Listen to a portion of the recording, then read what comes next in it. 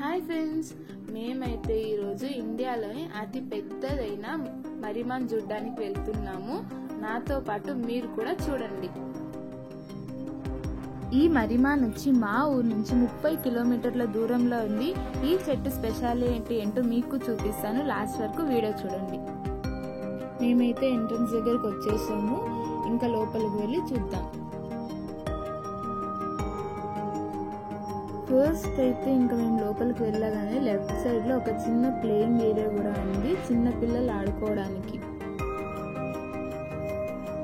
Friends, ఇక్కడ ఫ్యామిలీతో వస్తే బాగా ఎంజాయ్ చేయొచ్చు.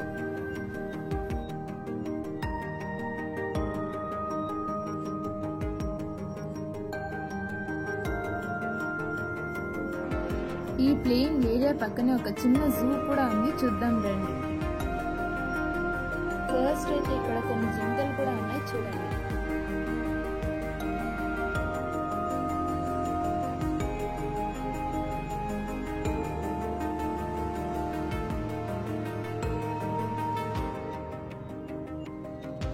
ఇక్కడ వచ్చేసి మేల్ అండ్ ఫీమేల్ జింకల్ని సపరేట్ గా పెట్టారని అనుకుంటున్నా.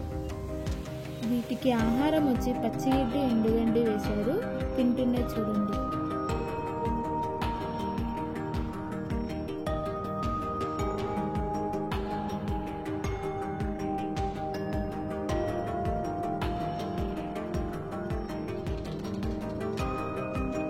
ఇంకా మనం నెక్స్ట్ ఏమున్నాయో చూసేద్దాము.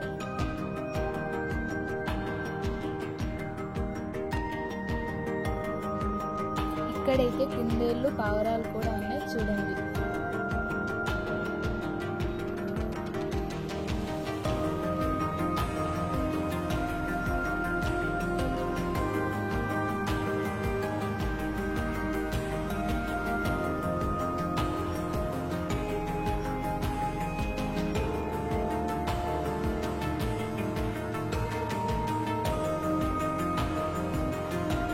ఇక్కడ కనిపించే జంతువులన్నీ కూడా ఈ సరౌండింగ్స్ అడవిలో కూడా ఉన్నాయి.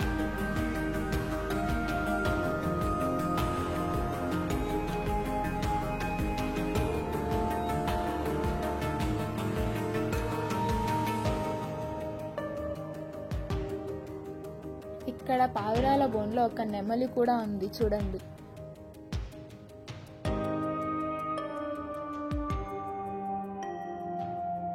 ఇంకా లాస్ట్ బోన్లో అయితే ఏమున్నాయి చూసేద్దాం రండి. ఇక్కడ కూడా కొన్ని కుందేళ్ళు అండ్ 2 నెమళ్ళు కూడా ఉన్నాయి.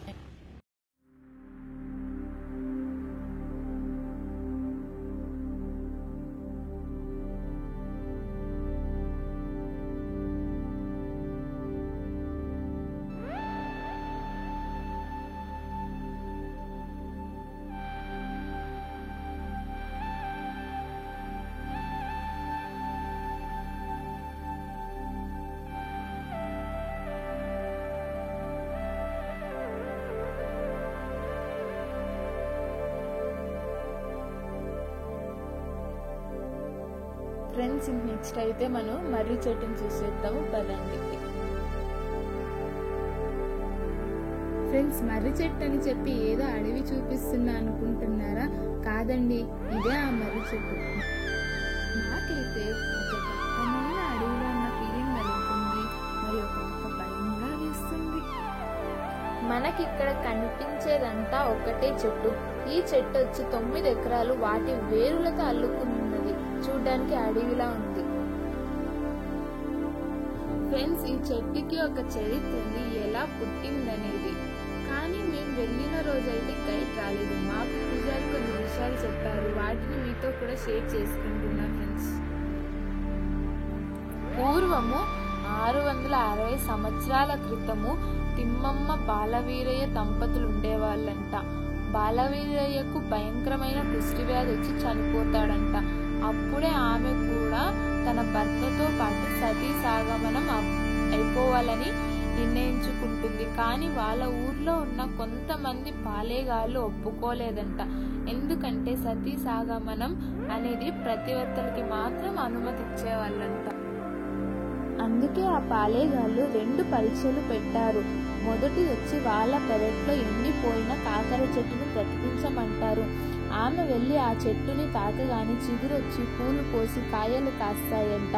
రెండవ పరీక్ష, ఒక వేటగాడు 2 పావురాలను చంపేసి ఈకలు పెరికేసి ఇంటికి తీసుకొస్తుండగా వాటిని చూసిన పాలేగాళ్ళు వాటిని బ్రతికించమని చెప్తారు. ఆమె వెళ్ళి వాటిని తాకగానే వాటికి ప్రాణం వచ్చి ఈకలొచ్చి ఎగురుకుంటూ వెళ్ళిపోతాయి. అప్పుడు ఈ పాలేగాళ్ళకి ఈమె మహాప్రతివర్త అని అర్థమవుతుంది. అప్పుడు అనుమతిస్తారు.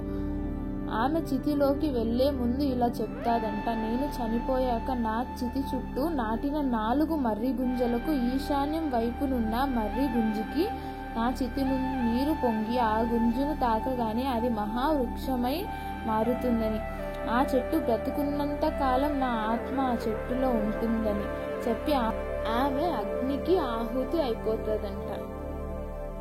ఇక్కడ బాలవీరయ్య తిమ్మమ్మ గారి సమాధి కూడా ఉంది. తరువాత తిమ్మమ్మ గుడి కూడా ఉంది. అందుకే ఈ చెట్టుకి తిమ్మమ్మ మరిమాను అనే పేరు వచ్చింది. ఇప్పుడు మనం బాల సమాధి మరియు తిమ్మమ్మ గారి గుడి కూడా చూసేద్దాం.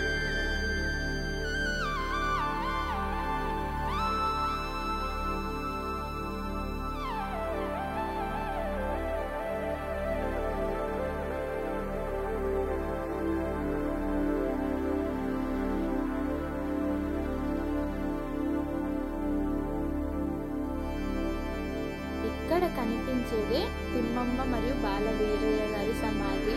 ఆ ఎదురుగా కనిపించేది తిమ్మమ్మ గారి గుడి.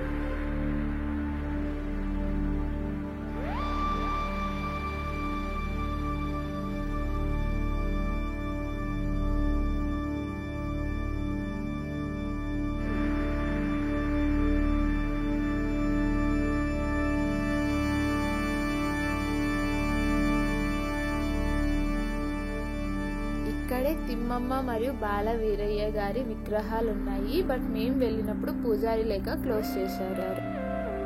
ఇక్కడున్న విగ్రహాలకు మరియు సమాధికు పూలు పెట్టి ప్రదక్షిణాలు చేసి మన కోరికలు నెరవేరుతాయంట. ఈ లొకేషన్ వచ్చి అనంతపురం డిస్ట్రిక్ట్ కదిరి నుంచి 25 కిలోమీటర్లు ఉంది. వీడియో నచ్చినట్లయితే లైక్ చేసి సబ్స్క్రైబ్ చేయండి ఫ్రెండ్స్. Thank you.